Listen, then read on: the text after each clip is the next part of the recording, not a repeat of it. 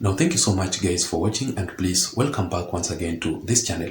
Just in case you are here for the first time, please support me by subscribing, and also you can press the notification bell so that YouTube can automatically update you immediately I post a video here. Otherwise, I really want to appreciate my subscribers so much, because without that support, this channel cannot be where it is currently.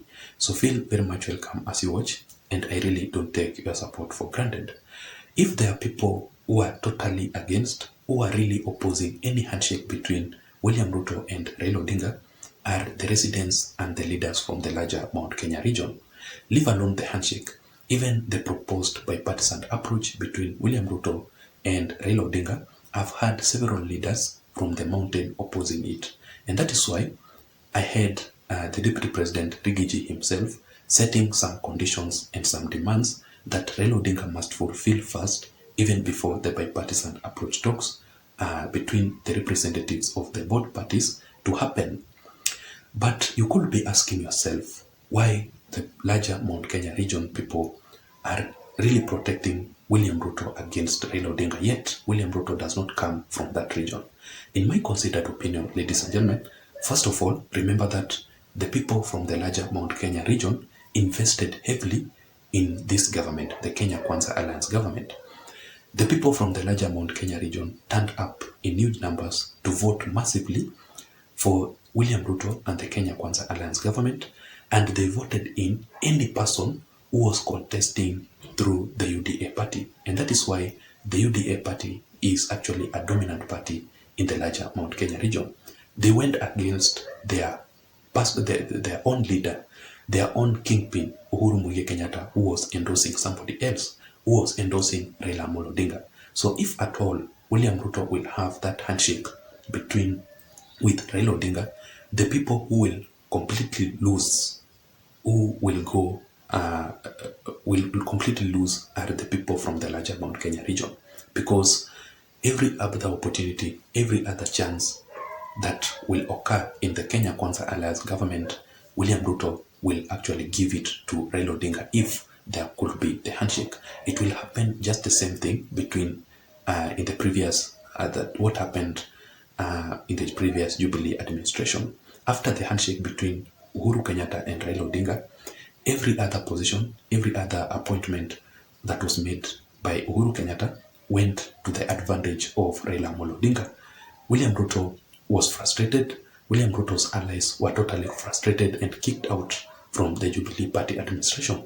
So the same thing can happen here with the people from the larger Mount Kenya region. If William Ruto will go into the handshake with Raila Odinga, the people from the larger Mount Kenya region will not reap what they sow. Secondly, ladies and gentlemen, it is because of the Raila phobia in the larger Mount Kenya region. The only challenge that Raila Odinga has been facing thoroughly throughout his political career is that hatred in the larger Mount Kenya region. It is not in the larger Mount Kenya region alone. There is also the Raila phobia in the larger parts of the Rift Valley region. Majority of the residents, majority of the leaders are actually hating on Raila Odinga.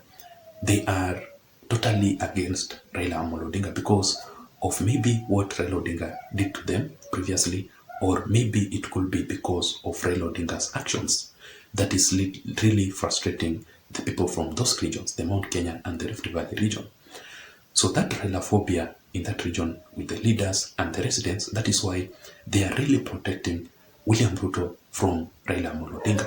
They will not want a situation whereby they see William Ruto associating in any way with Raila Odinga because of that Raila phobia. They were saying that it is really hard for Raila Odinga to climb the mountain. And really, ladies and gentlemen, I have approved that. Even the only person who made Raila Odinga to have that percentage of votes in the larger Mount Kenya region, it is only the love for Uhuru Kenyatta. Remember that Uhuru Kenyatta in the previous 2017 general election, he actually had a total of 80% total votes in the larger Mount Kenya region. So immediately he entered into the handshake with Raila Odinga. It reduced from his support from the larger Mount Kenya region reduced from 80% to the 19%, or was it 13% that Raila Odinga got in the total votes that he got in the larger Mount Kenya region. So that is how, but right now as we speak, the former head of state, Uhuru Kenyatta, is actually dormant. He's not in the political limelight with Raila Odinga. If he was still active in Raila Odinga's side, displaying publicly that he's actually supporting Raila Odinga should have gained. But because Uhuru Kenyatta has gone underwaters, that is how Raila Odinga's numbers, that is why majority of the larger people from the larger Mount Kenya region, even those ones who were with him previously, are really defecting to the Kenya Kwanza Alliance. They are really running away from Raila Odinga. And thirdly, ladies and gentlemen, it is Raila Odinga's previous handshake effects with Uhuru Kenyatta. The majority of people from the larger Mount Kenya region, majority of people in the Rift Valley, and several other leaders, several other people in the entire Republic of Kenya were totally against the handshake. And that is how Raila Odinga even lost the previous 2022 general elections to William Ruto. If at all Raila Odinga should have remained in the opposition and ignored the handshake in the previous Jubilee administration, I personally think that Raila Odinga should be the president by now. But immediately he entered that handshake with Uhuru Kenyatta. That is how Raila Odinga ended up carrying all the burden or all the failures of the Jubilee administration, because people now said it was the handshake government. They never said it was the government between William Ruto and Uhuru Kenyatta.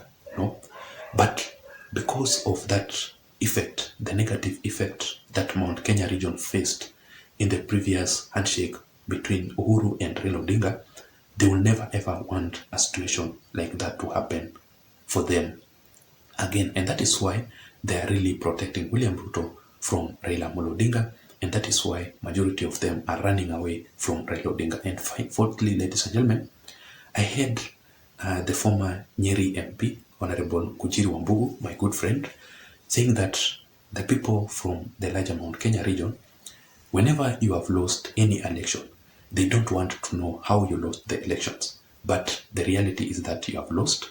You must move on and prepare yourself for the next coming contest, political contest. They don't want a situation whereby you are still demanding too much, yet you lost the previous elections. The people from the larger Mount Kenya region have always said that any person, according to their norm, any person who has lost any election must concede and move on and prepare themselves for the next elections. That is how the people from the larger Mount Kenya region are. And that is why they are really hating on Raila Odinga, because Raila Odinga has never ever conceded defeat. They voted for Raila Odinga majority, some of them voted for William Ruto, but the reality is that Raila Odinga lost the election and he must concede. It does not matter how he lost the previous elections to William Ruto, but he must concede and move on and wait for the 2027 general election.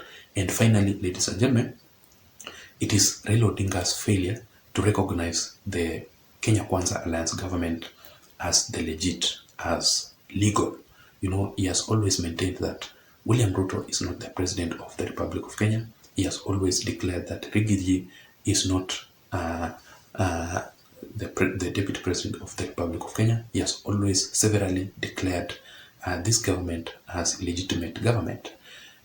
That causes a lot of anger to the residents of the people of the larger Mount Kenya region. They will never want to associate with somebody who does not recognize the ruling government. That will not happen. So that was my analysis for today. That was my points. That was what I had to talk about in this video. What do you think about this? Why do you think the people of the larger Mount Kenya region are totally against, are really opposing the handshake between Raila Odinga and William Ruto, or any association between William Ruto and Raila Odinga? If you come from that region, let me hear your opinion on the comment section below. Otherwise, don't forget to subscribe to my channel. Until next time, my name is Json. Bye bye.